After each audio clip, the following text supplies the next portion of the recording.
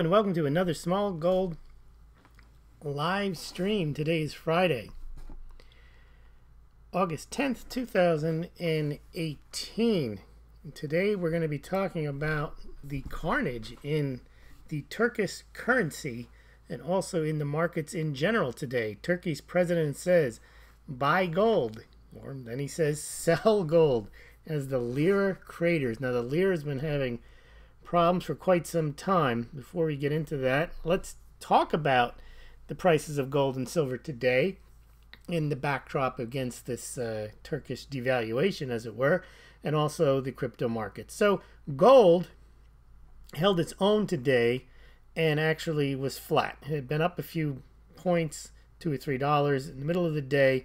It was the dollar index that was the big star today. The dollar index opened around 95.60 and just kept climbing during the day and closed at around 96.33.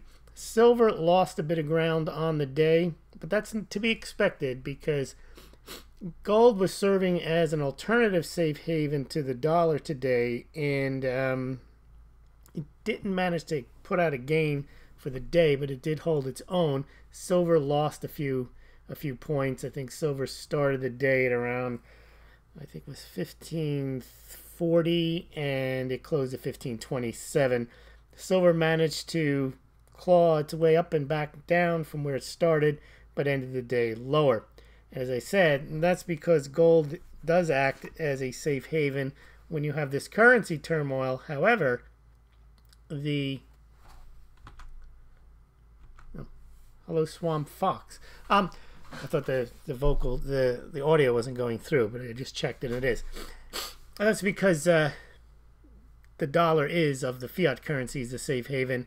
And unless the dollar, I believe, is the subject of the currency crisis, when other countries have currency crises, then it becomes the dollar that gets strengthened. Now, over on the cryptos, it was crypto carnage. Bitcoin had been holding steady most of the day, had been up close to about 6,500, and then boom, around the middle of the day it started to head down, leveled off a bit, and then headed down further. So Bitcoin closed, well, it doesn't close ever, but he's trading about 6% down to 61.85. Ethereum took almost a 10% hit down to 334. Litecoin also a 7% hit below 60. I think it's trading about 59.50 right now. Bcash went down to 571, so Bitcoin Cash went down about 7%. All cryptos heading down. Now, it's interesting, before we get into the Turkish president and the whole fiasco there, we'll do pretty much a deep dive into what's been happening with Turkey. It's obvious that the cryptocurrencies, as I've always said, have no basis for any real valuation. They could just as easily be up one day 20% as they're down 20% another day. And I think the reason they're down now is because of this pullback of the SEC not granting the Bitcoin ETF. The idea is if you have a Bitcoin ETF, you're going to have institutional underpinning, there'll be more ETFs, and the floodgates will open. But if there's no ETFs, now the theory is no one's going to buy it, the institutions aren't going to come in, so why hold it? Which it does highlight the difference between cryptocurrencies and fiat currencies. Fiat currencies always have an underlying demand, at least the quality ones, so to speak, because you're required to use them. So there's always a bid for the dollar, there's always a bid for the euro. And not only are you required by law to use them, there's also an entire system out there that is based on buying and selling dollar-denominated assets, dollar-denominated debt, and so on. So there's some underpinning to the dollar. There's also a lack of upside because countries will sell the dollars that they have to control the dollar. But in cryptocurrencies, the markets are so small, and because they're voluntary to a large degree, there's no reason why they have to be any price. So that's why you get these wild swings. They can go up and they can go down just as easily. All right, let's take a look at Turkey. The other night we went through why are central banks buying gold hand over fist. And the big takeaway from that, I believe, or I hope you got, was that the big central banks that were buying gold were all countries that had very bad currencies, and they also had domestic mining supply. So Turkey has mining production. They were buying gold. The Turkish government moved into the top 10 of gold holding nations, the Central Bank of Turkey and its subsidiary banks. Russia, same thing. Bad currency, gold in their backyard. They added record amounts of gold to their balance sheet. Kazakhstan, same thing. Gold in the backyard, increased gold production, and they now have 43% of their foreign reserves in gold. However, during this time of gold acquisition, their currencies weakened. So adding gold to a central bank's position doesn't necessarily, in fact, doesn't really help at all if the underlying economy, the underlying finances of the country are not good. So even if Kazakhstan has 45-50% of its reserves in gold, it hasn't helped one bit. And we looked at a bunch of charts that bore that out. So the reason they buy gold is they know that they're converting their own crappy currency into gold, which makes total sense. I mean, it is a no-brainer because if their currency is no good and they can use it to buy gold from their domestic mining companies, why wouldn't they? And of course, they have done that. But the ones that are in the news today, it's not just Turkey that's getting hammered, the Lira. It's Kazakhstan, the Tenge, it's the Russian ruble, all countries we talked about just a week or so ago as to why central banks are buying gold. Now, everyone says, well, they are buying gold because they know what is coming, and they are smart, and they are getting ready for the reset. Nonsense. They're trying to defend themselves against a collapsing currency. They're not even trying to defend the currency. They're trying to defend their finances so they at least have some spending power to buy what they need. So what happened today? This has been going on for a while, the dollar strength, but it went into hyperdrive earlier today. Donald Trump opened up this morning at 8 o'clock, 9 o'clock in the morning, and he says, I just authorized a doubling of tariffs on steel and aluminum with respect to Turkey as their currency, the Turkish lira, slides rapidly downward against our very strong dollar. Now, he's rubbing this in. This is intentional. He's basically doubling down, and apparently all this is over, and maybe it's pretext, but over a priest who's being held in Turkey for, quote, Christianizing in the place where he was. So he then says aluminum will now be a 20% tariff and steel 50%. Our relations with Turkey are not good at this time. Boom. Down goes the lira. And of course, if you hold gold in Turkey, the value of gold in lira skyrockets. But gold went down today, but in Turkey it went up like another 500, 800 lira. It was a ridiculous climb. And we looked at those charts the other day. Gold has doubled or tripled in the last year or two in Turkish lira because the lira is going down, irrespective of the Turkish government or the Turkish central banks holding gold. But then it got worse during the day. So the Turkish lira hit a record low. The United States said they were reviewing their duty-free access. So it wasn't just slapping tariffs on aluminum and steel. It was across the board. Then the euro got hit. Why? Because Europe, unlike the United States, has significant investment in trade with their NATO buddy, Turkey. Many of them have 80, 50, 70 billion dollars worth of trade. So the euro got smashed as well. The yuan did not do well today either. So the dollar reigned supreme, despite the fact that everyone can point out what the flaws are in the dollar. The difference is the dollar's in the driver's seat and the dollar is in charge, and it can have its own issues, but the other countries can't. And it was clearly on display today. Turkey may be locked out of bond market as U.S. sanctions bite.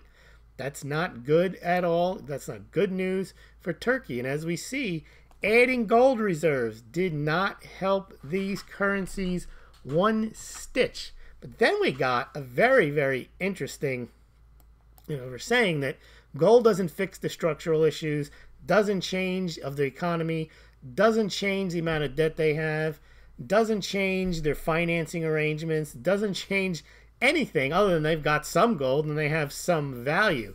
But it doesn't give them a get-out-of-jail-free card, and they were screwed. But here's the interesting thing that happened with our friend who runs the country, Turkish President Recep Tayyip Erdogan, whatever his name is. The lira it plunges 20%, and he then says, okay, everybody in Turkey, convert, i.e. sell your Turkish lira, your Turkish gold for lira. Now, some of you may recall that a year or so ago, he was telling the Turkish people to go out and buy gold. And why was he saying to buy gold? It was an anti-dollar play. De-dollarization. Turkey's had it. They're going to crush the dollar. They're moving to a gold standard. So he told his people to buy gold, and it made sense. The idea was you buy gold, don't dollars, and now the country's wealth is increased because it has gold. It makes sense. But then what he did today, it also makes sense in a perverse way, because remember, Turkey doesn't have an interest in gold. It has an interest, like all countries, in its own currency more than gold. Why? Because that's what they run their policy on. They don't run their policies on gold. The United States was acutely interested in the gold market to the point where the CIA used to run reports on the gold market and the gold production because the dollar was backed by gold. So they cared about gold because it was uniquely tied to the dollar. But all central banks today are mostly concerned about their own currency. So what did he tell people to do today? Sell that gold for lira and deposit the lira in the bank. And what is he trying to do? He's trying to strengthen the lira and strengthen the banking system. Now, if you are a Turkish citizen and you've been holding your gold, we'll pull up a chart here for you. I mean, you could argue that the reason you should sell your gold in Turkish lira is because it's gone up 300%. And anytime you're sitting on a gain at 300%, maybe you should sell it. But I don't think that's what people are thinking right now, because there's now big time inflation in Turkey because of the devaluation of the lira. What I'm going to do now is pull up. This doesn't even include today's price action. This will give you an idea of gold versus the Turkish lira. It has not been kind. And he's telling the people to sell their gold. But remember, them selling the gold isn't going to do anything. It's not going to help the lira at all. It's not going to make gold go down because they don't have that much. And they're going to do it all domestically. All it really is probably going to do is probably make it such that they get a little more money in the bank, and it creates, I guess what they're trying to do is create confidence. Now I'm going to take down the mug life image that you're looking at now. If you haven't seen it, you'll see it on the replay, and show you what's happened to the price of gold in Turkey. Now you would say, oh, I'm rich if you had had this, if you had had your money in Turkish lira, but that's not how it works. Now where did this go here? I can't find it. Turkish lira. Yeah, if you had your money in gold as opposed to in the banking system, all you would have done, you wouldn't have made money, you just would have avoided getting hammered. And that's exactly what gold is good for. Here it is right here. Gold is a defense mechanism. Gold is an insurance against this type of debasement of the currency. Look at this. You're looking at, you can't see here, but from just a couple of years ago, it's doubled. You're not selling your gold because you want to cash your chips in. Basically, all you've done is manage not to lose half your monies, or even more now. The value of the lira has depreciated. So that's what gold is good for. But then Erdogan, it sounded even more desperate, and I misread what he said. And I think you'll appreciate this. This was funny. He said, we don't have to worry. We don't have to worry about the lira because we have our God. And I thought he said because we have our gold. But he said we have our God. Either one I don't think is going to save them, although God would probably be more likely than gold would. But then the euro, as I mentioned during the day, it tumbled as well. There was big crash in the euro. The dollar index, as I mentioned, went up. And then Erdogan was also saying just buy lira for the nation's sake. So he's doing these big calls. Now remember, it seems like all this is happening over a priest. And you would think no country, maybe the response is over the top, but you would think if you get hit with this type of I mean, this is an assault. And Erdogan says, don't worry about it. Keep fighting. Sell your gold. Buy Lira. God's on our side. I mean, he's going to have probably some internal dissent, I would imagine. I mean, he almost got overthrown a couple of years ago. Of course, he squashed and that's why this priest, I believe, is in jail. But the other thing we have to look at is, if you go back to what Trump said, he said, it was clear as day, he authorizes the doubling of the tariffs on steel and aluminum as their currency, the Turkish lira, slides rapidly downward against a very strong dollar. He knows what he's doing. He's relishing in the fact that he is crushing the lira, and he's actually doing it. It's not some type of crush the dollar in China nonsense that you hear a lot of the gold pumpers say. This actually was a move on Turkey. In a sense, it was a nuclear bomb because it was done intentionally. Now, one of my followers, and I follow him back, Michael says, I can't remember the last time I saw a foreign exchange appreciation of up to 20%. And he's right. And we've talked about this on the Smaulgld podcast. Generally, the central banks, it's not in anyone's interest to have this type of price movement in the Forex. So they generally coordinate a response. But in this one, it sounded like it was intentional. They wanted the lira to get smashed. It got smashed, and they just let it happen. So we'll have to see. Normally that wouldn't happen. There would be some intervention by certain countries, coordinated effort that maybe keep the losses to 10%. Seemed like they didn't care one bit. They wanted it to happen. And it also was a signal to Europe because it hit Europe at the same time. So you're talking about using tariffs as a weapon.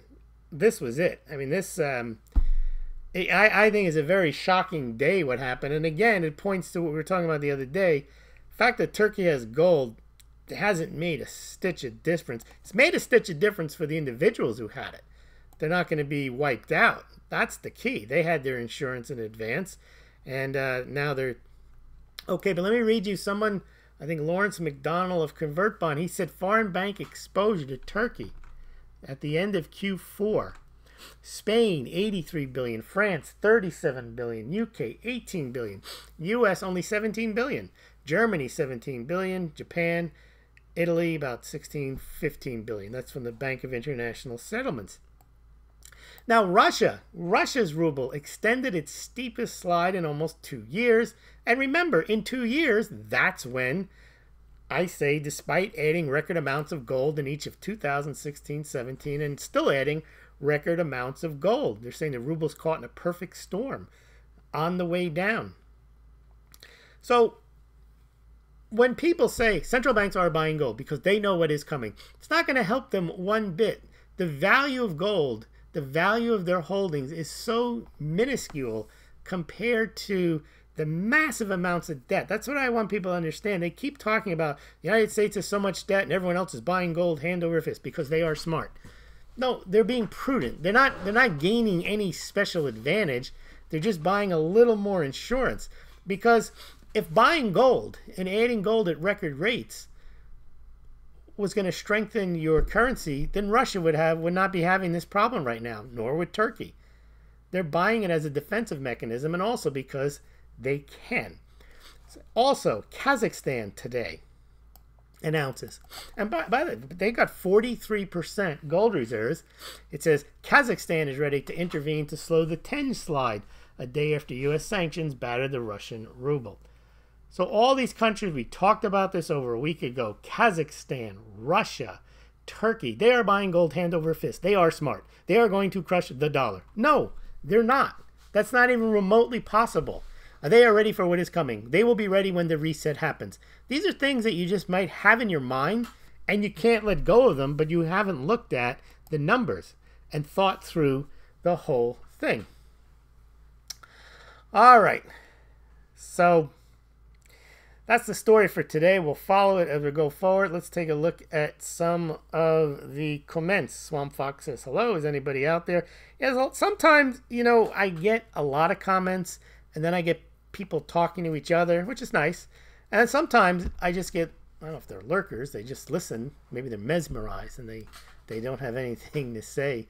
Maddie D, it's official. Now the OG of live stream. Everyone's following your footsteps now, Louis. Yeah, I spoke to Jason the other day. He was trying to get his live stream up and going, and actually did an interview with Wall Street for Main Street. It's up now. Remember, if you go to the Smaulgld website, I have all of the live streams are posted there. You don't have to poke around on YouTube, but there's other content on there as well. And not to get off topic, but well, it's not off topic because you never know what happens to any of these channels. We're seeing we're seeing it in action. Yeah, shadow banning, deplatforming, whatever it is. And again, I don't say anything, well, at least I don't think so, that would get me banned, but that's not the point. You never know what might happen. The other thing that might happen too is they may get ahead of themselves. They may ban so many people that people leave the platforms and you need to go somewhere else. So I am fully hedged, as it were. I'm going to give you some links there. If you go over to BitChute, you can follow me on BitChute. Steemit is a place that you might want to sign up for and check out. I'll leave you that link as well. Bingo star there. Mind is a new one I'm fooling around with. It's like a Facebook. I'm on Facebook, but I'm not going to give it to you because I don't want to encourage you to even go over there. Boom. Let's see what else I'm on. Yes. Well, I'm also on Twitter and Google Plus and Gab. That's the other one. Gab is like a Twitter one, so you can check that out as well. But the main thing to do, if you do anything, is go and over to Smaulgld and subscribe there, because when you're subscribed there, that is the mothership. There you go. You can also see, you can actually buy 2 of the Smaulgld mugs directly from me, and you get a personal note when you buy that way. You buy the Smaulgld Classic and the Smaulgld Super Classic mugs.